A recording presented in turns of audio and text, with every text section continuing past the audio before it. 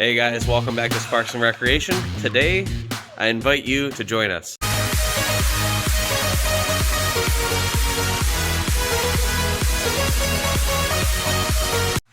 Central New York, we are finally back and in town for a local race, which means I want to see some of you there. Over the last year, we've raced at 5 or 6 different events that are all either like 2, 3, 12 hours away. This one is close to our hometown, within 20 minutes. So before we go over the maintenance of this vehicle and what we're doing to prepare for this race, I want to talk about the track a little bit, which is Brewerton Speedway.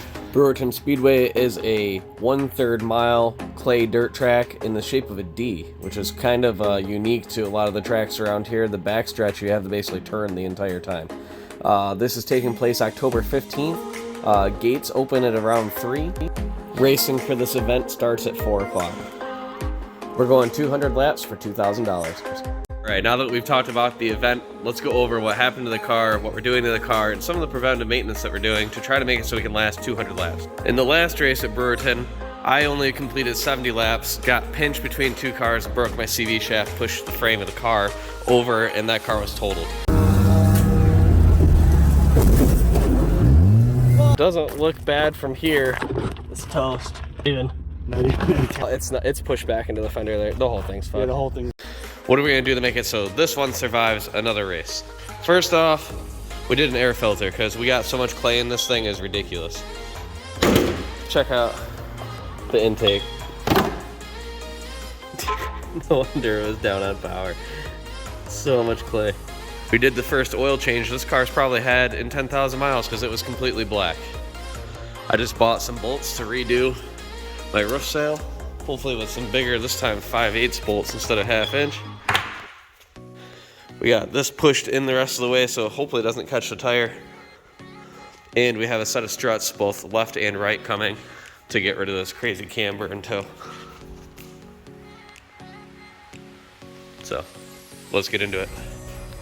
This battery got yanked out of the floor from the accident, so what we did is re-drilled out the hole, put washers on each side of the pins, and then reconnected our connecting rod little voltage meter.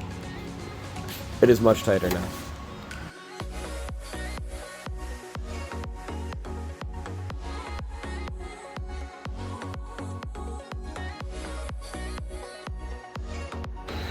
So at the track, this got pushed completely into here. You can actually see where it's bent in from it. And then it tore out the eyelet of the bottom of the strut on both sides. We hammered it back the best we could and then just put the bolt through it, which obviously it's not even tight. That's probably why it felt so floppy when I was out on the track. I'm gonna show you how rusty under this car is too before I put it back down. So this strut is also bent. I don't know if you can really tell in here, but it's like it curves and then goes up. It's like,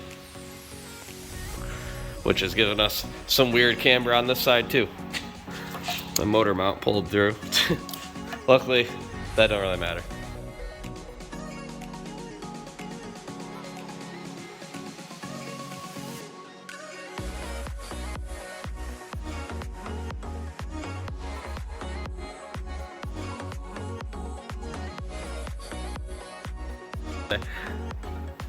So, new struts are in. These are not racing parts. For anybody from the track, if I somehow win and they say this is cheating, these are the cheapest ones I can get on O'Reilly's. Let's look underneath this car real quick before we put it down and get the rest done. What a rusty piece of shit. It's so bad. That's where the spring is supposed to be mounted. You can pretty much pull the spring out if you really wanted to. The whole rear subframe, you can stick your hand through it.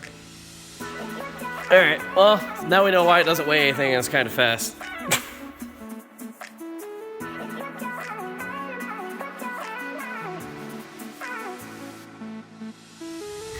Alright, she is race ready. She's got new struts. We actually took the time to adjust the toe for, race purposes. I gotta redo that. I didn't realize I ran so bad after I left, but I gotta make that say 88 again.